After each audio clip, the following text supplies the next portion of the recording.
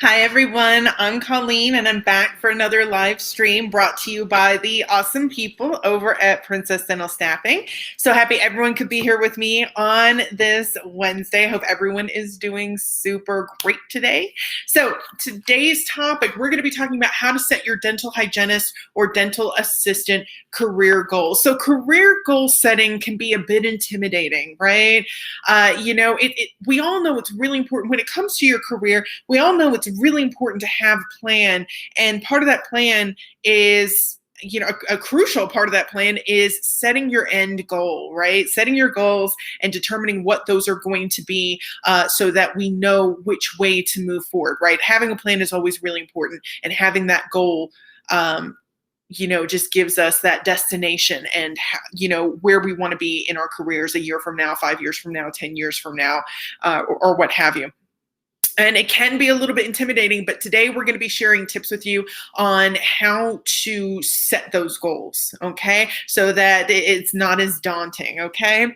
But before we dive into that, just want to remind everyone that Princess Dental Staffing is an online dental job board, okay? And you can find their website at princessdentalstaffing.com. While you're there, you can check out their blog, but you can also take a look at dental jobs in your area. So they are offering full-time, part-time, temporary, and permanent positions for front office personnel, dental assistants, dental hygienists, and even dentists as well. Okay, so you can take a look at what positions are out there according to your needs and to your goals. And you can also create a profile to get your information in front of hiring managers and decision makers as well. Okay, so really, really great website to go check out. Like I said, they also have their blog there where you can find more information on the topics that we are covering via this stream. Okay, but if you don't want to miss out on future streams, be sure to like our page follow our page or subscribe to our channel. If you have any thoughts or questions, insights on any of the information we're bringing you today, be sure to comment below. And if we couldn't get to your question or your comment when the stream was live, of course, we'll get to it as soon as possible later. Okay, all right, awesome. So let's dive into today's topic. Again, we're talking about how to set your career goals for dental assistants and dental hygienists. Okay, so tip number one: be honest with yourself about and about your expectations. Okay, so be honest with yourself about your expectations. No one knows you better than you, right? No one knows what your circumstances are. No one knows about your personality. No one knows that better than you. And it's really important to set realistic goals and standards for yourself. Okay, and the best way to do that is to have all of the inside information, which you have already, right? You know you better than anyone else. So you're going to be the one setting those realistic goals and standards. Okay.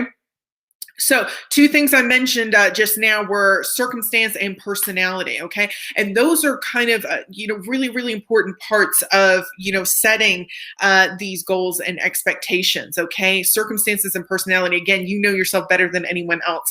So let's talk about circumstances, okay? How much time are you able to dedicate to achieving your goals? Okay, are you able to dedicate 100% of your time, maybe 50% of your time?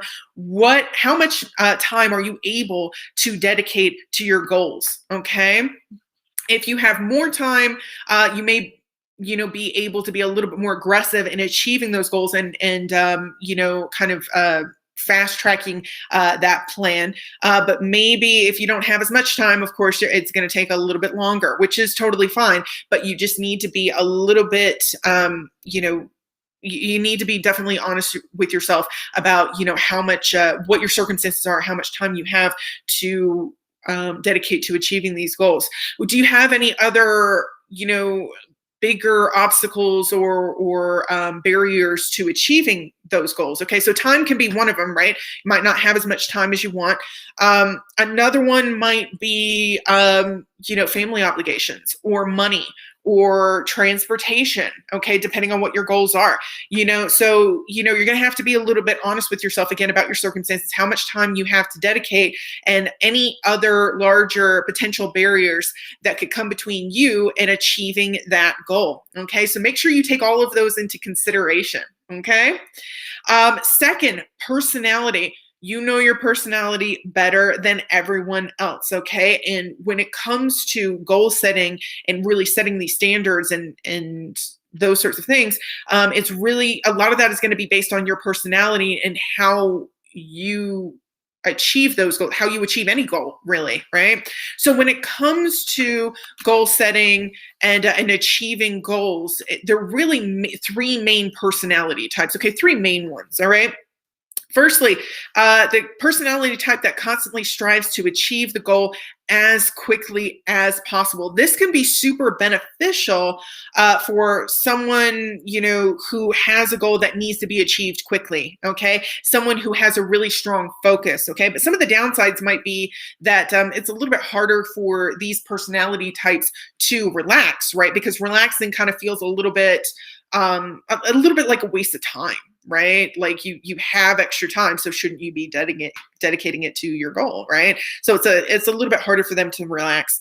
Additionally, it can be a little bit difficult to kind of compartmentalize that goal and kind of keep it separate from your family life, right? So sometimes it can kind of bleed over and kind of disrupt your personal life as well. Okay, so just kind of, there are definitely some good sides to, having this personality type, and some, areas to kind of watch out for. Okay, second personality type, wanting to achieve something overall and is okay with working slowly towards it. Okay, so that's a really good personality type for goals if if you don't have as much time to dedicate to your goal, because you're constantly making small steps in the right direction, right? It's steady progress. Okay, it might not be as quick as personality number one, but it's definitely steady progress. Okay. So the downside of this, of course, is it's a much longer timetable, but another kind of good side is that, or another kind of a perk is that you can have several goals at one time, right? Because you're kind of working on each one of them little by little, but it is going to take a little bit longer. Okay. And then personality type number three is just kind of a mix of both, right? So, dedicated towards the goal, but maybe a little bit more able to relax, okay, and be able to recharge, right? So, and then also not achieving maybe as quickly, but being a little bit more steady. So it's just kind of a mix of both of those personality types, and they can be kind of, elements from each one. Okay. But no matter what your personality type, of course, there are pros and cons to kind of each. And there's no wrong way to achieve your goals. Whatever works for you works for you. Okay. And that's kind of the important thing to remember. If you're honest with yourself about, your time, your resources, your circumstances, and your personality, that's the best way to move towards your goal. Okay. So I've got a few comments coming in. Okay. Let's see. Hi, Ralph. Couldn't be more true. No one knows how we work better than us. Yeah, exactly, Drew. It's you're the expert on you, so you're going to have the best information on your personality, your circumstances, and what you can and can't dedicate right now, right? Taking a time inventory quiz can really help to visualize how much time you can actually have in the week. Yeah, absolutely. I'm definitely one of those people. I like schedules. I am definitely a person. I like schedules. This time I'm going to be doing this thing. And that makes it a lot easier for me to kind of determine how much time I can dedicate to achieving a specific goal. Some people don't necessarily work like that, but it's really important to, at the very least, you might not have specific times, like from 10 a.m. to noon, I'm going to be doing this. But at the very least, you need to take, a good assessment of how much time you are dedicating to the other areas of your life. So that way, how much more time you have to dedicate to your goal. Yeah. I like to look for shortcuts to achieving goal. Yeah, work smarter, not harder. Yeah, absolutely. I completely agree. If there's something that is a huge time suck or something that's taking a lot more time than maybe you're comfortable with, see if you can't find a shortcut. And that might mean a little bit of extra money, like paying someone to do it. Me personally, I like to have my groceries delivered. Yeah, it takes a lot less time, but that might not be an option for everyone. But kind of an example. Sometimes it's worth it to kind of to kind of get that off your plate, so it doesn't have as much time, so you can kind of have some really good time management. Slow and steady wins the race. Yeah, a lot of the times it does, Ralph. Absolutely. Oh, you like the time blocking too? I do too. I just work better that way. I know not everyone does, but I definitely work better that way. I know this time, this is what I'm going to be doing. Yeah. Alrighty. So step number 2, set your big goals. Okay. So now that we've practiced being honest with ourselves and what kind of resources, etc., we have to dedicate to these goals, now we can start setting our big goals. Okay. So think of setting your big goals as a roadmap. Okay. So think of, essentially your big goal is your destination. Okay. This is where you want to be eventually. Okay. So, for example, it can be it can be something like having consistent work hours at a modern and friendly dental practice, and that way you still have time to spend at home and with your family. Or it can be something like you want to open your own dental practice one day. Okay, so it really just kind of depends on what your goals are, how you want your career to be, and what you kind of want to get from it. Okay, so it really just kind of depends. But again, be honest with yourself and set those big goals for yourself.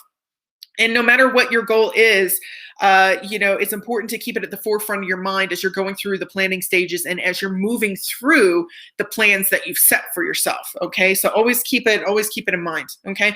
And, and that could be different things. Some people like visual reminders, like maybe a vision board or a reminder on their phones or something like that. Or, some people prefer like mantras or things of that nature. But whatever again, be honest with yourself, whatever works for you, make sure you keep your goal in the forefront of your mind. Okay. And then once you know what your end goal is, make sure you do a little bit of research to figure out what you need to do. Do you need extra schooling? Do you need extra training? Do you need, do you need to look for a new position?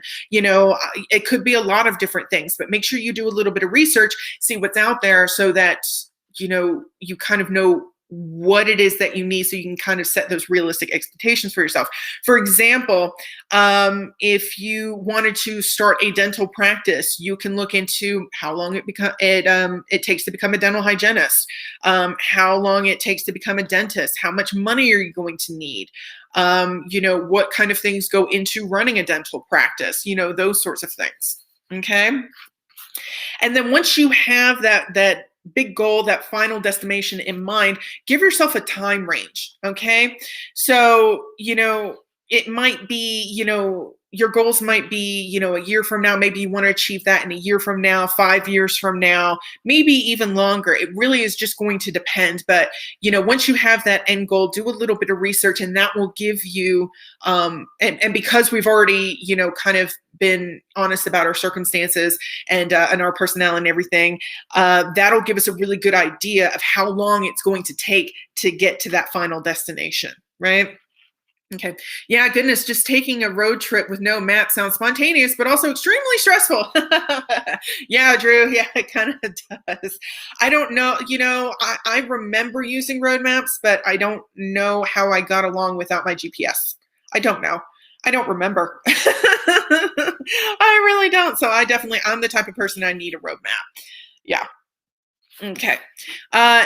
Okay, step number 3, give yourself smaller and more easily achievable goals. Okay, so having a big goal and a final destination in mind is a great thing. And then having a plan to get there is an even better thing. But the problem is when you have a big goal like that and it's going to take a year, 5 years, 10 years to get there, it can kind of it can be kind of demoralizing when you wake up kind of day after day and realize your final goal hasn't been achieved. That's just kind of how a lot of us work as human beings. We when we have goals, we definitely thrive on those achievements, right?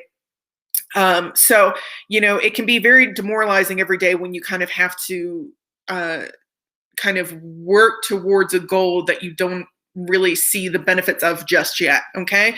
So breaking that bigger goal up into smaller, more actionable goals is, it's just a much better strategy to kind of help you keep on track. Okay.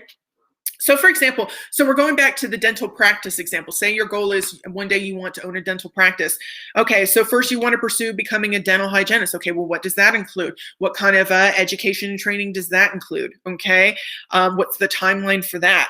Okay, and then once you achieve that, that's a step closer. And then maybe next you want to do a little bit more training or get some certifications, and then you want to, move on to becoming a dentist. Okay, so we've got those achievements. Okay, so it's just kind of a step-by-step process. Okay, and then celebrate the wins. Take the time to celebrate the wins. You achieve this, you achieve that, even if they're part of they're smaller goals as part of a bigger goal. Take the time to pat yourself on the back for the good job that you've done. Okay, and having those smaller goals will make the larger goals seem less overwhelming and less. It will seem less harder to achieve. Okay, alrighty. So that was number 3. Number 4, just because the plan doesn't go how you thought doesn't mean that you're not on track. Life happens, right? We all know life happens. Sometimes you got to take a detour on that roadmap to your final destination, to that really big goal. Okay, so sometimes that's just what happens, and you just kind of have to make plans for that. Okay, so but the really important thing to remember is that as long as you're still moving towards your goal, you're still making progress. Okay, it's still, as long as you are still putting in the effort, you are still chugging along. Again, if we're using the roadmap kind of analogy, those detours, it takes you longer to get there, but you're still moving forward and you're still getting there. Okay, so don't get discouraged. Okay, and it's also important to remember that even though you have a plan, even though you have that roadmap all built, you've got your smaller goals, you've got your larger goal, and you know where it is that you're going. Best laid plans a lot of the times have, like I said, detours. Sometimes they fall through. Sometimes you don't end up getting where you want to go. Okay, and it's really important to understand that that's also part of the process. Okay, so and sometimes you even have to change some of your smaller goals, or maybe even your bigger goal, but it doesn't really matter, because at the end of the day, if you are making progress, that is what is important. Okay, so that's the really important thing to kind of keep in mind and to not get discouraged. Okay, so quick recap. Step number 1, be honest with yourself and your expectations. Really take stock of the amount of time and the amount of resources you can dedicate. Okay, and be honest with yourself about your circumstances in your personality and what's going to work best for you. Okay, goal setting is not a one size fits all thing. So make sure that you're honest with yourself. Step number 2, set your big goals. Okay, have a destination in mind so that you can start planning that roadmap and know when you want to get there, or at least have kind of an idea of when you want to get to that final destination.